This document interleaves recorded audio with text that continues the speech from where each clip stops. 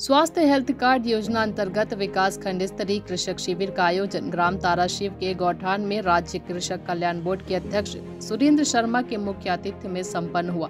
छत्तीसगढ़ राज्य की महत्वाकांक्षी योजना नरवा गरवा घुरवा बाड़ी के अंतर्गत निर्मित गौठानों में संचालित आर्थिक गतिविधियों से महिलाएं सशक्त हो रही हैं। गौ सेवा के साथ ही महिला स्व सहायता समूहों की महिलाओं द्वारा मुर्गी पालन, मछली पालन, बकरी पालन, सब्जी उत्पादन, मशरूम उत्पादन, वर्मी कंपोस्ट खाद जैसी आर्थिक गतिविधियां संचालित की जा रही है, जो उनको आर्थिक रूप से समृद्ध बना रही है। ताराशिव की महिला समूह के कार्य को देखकर सुरेंद्र शर्मा अत्यंत प्रसन्न हुए और राज्य सरकार के विभिन्न योजनाओं के बारे में उन्होंने विस्तार पूर्वक जानकारी दी। सुरेंद्र शर्मा ने किसानों से भूपेश सरकार की योजनाओं का लाभ उठाने की बात कही। उन्होंने गौठान का निरीक्षण किया और अधिकारियों को दिशा निर्देश भी दिए। वरिष्ठ कृषि विस्तार अधिकारी एस यादव ने किसानों को बताया कि सॉइल हेल्थ कार्ड स्कीम को भारत सरकार द्वारा मुख्य उद्देश्य देश के किसानों को उनके जमीन की अध्ययन करके मृदा स्वास्थ्य कार्ड प्रदान करना, जिससे कि किसानों की आय भी बढ़ेगी और खाद के उपयोग से मिट्टी के आधार और संतुलन को बढ़ावा देना है, जिससे किसानों को कम कीमत में अधिक पैदावार मिल सके। इस कार्यक्रम में आसपास के ग्रामीण किसान, जनप्रतिनिधि, महिला समूह और गणमान्य नागरिक भारी संख्या में उपस्थित थे। तिल्दा नेवरा से अजय नेताम की रिपोर्ट। तो जब हम नरवा कथन तो हमारे नरवा के मतलब है हमारे जल संसाधन। अगर पानी बचावे गांव के तरिया के, डबरी के, नरवा के, कुआं के, बोरिंग के, नहर के, बांधा के, जोन मेर के भी पानी बचाए के बूता तरफ या पे पानी के प्रबंधन करत वो नरवा योजना के अंतर्गत। जी बोलिए।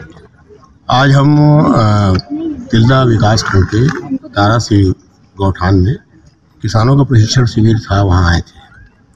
विशेष बात यह है कि छत्तीसगढ़ के 2200 आत्मनिर्भर गौठानों में से एक गौठान ये ताराशिव का गौठान है। यहाँ के महिला समूहों ने मशरूम उत्पादन में, दलहन के उत्पादन में, तिलहन के उत्पादन में, सब्जी के उत्पादन में, चारा के उत्पादन में और गौमूत्र से जो औषधि बनती है और वर्मी खाद के उत्पादन में अभूतपूर्व काम किया है। निश्चित रूप से ये गौठान और यहाँ के महिला समूह का काम बहुत प्रेरणादायक है।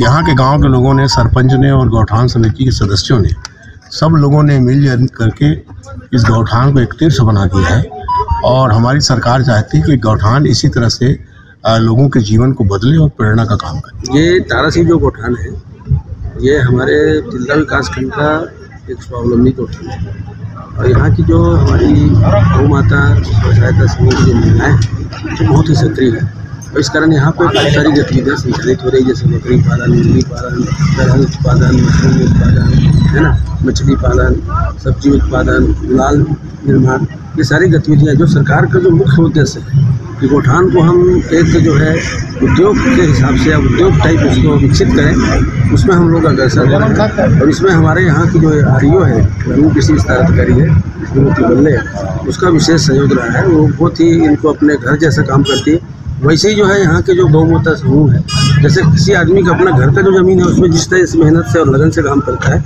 उसी टाइप का यहाँ की जो हमारी गौ माता समूह की महिलाएँ हैं इस बार गौठान में नियमित रूप से समर्पित भाव से काम। कृषि विभाग द्वारा प्रशिक्षण शिविर आयोजित किया गया था, जिसमें मुख्य अतिथि के रूप में कृषक कल्याण समिति के अध्यक्ष आदरणीय सुरेंद्र शर्मा जी उपस्थित हुए थे ग्राम ताराशिव में। हमारे सौभाग्य की बात है और जैसा कि मैं आपको पूर्व ही बताया कि हमारे गौठान में महिला समूह के द्वारा मशरूम उत्पादन और बकरी पालन, मछली पालन और मुर्गी पालन का कार्य चल रहा है। साथ ही वर्मी खाद बनाया जा रहा है और ये स्वावलंबी गौठान है। यहाँ पे गोबर खरीदी स्वयं महिलाओं के द्वारा किए जाते हैं। कृषि विभाग द्वारा प्रशिक्षण शिविर आयोजित किया गया था, जिसमें मुख्य अतिथि के रूप में कृषक कल्याण समिति के अध्यक्ष आदरणीय सुरेंद्र शर्मा जी उपस्थित हुए थे ग्राम ताराशिव में। हमारे सौभाग्य की बात है और जैसा कि मैं आपको पूर्व ही बताया कि हमारे गौठान में महिला समूह के द्वारा मशरूम उत्पादन और बकरी पालन, मछली पालन और मुर्गी पालन का कार्य चल रहा है। साथ ही वर्मी खाद बनाया जा रहा है और ये स्वावलंबी गौठान है। यहाँ पे गोबर खरीदी स्वयं महिलाओं के द्वारा किए जाते हैं।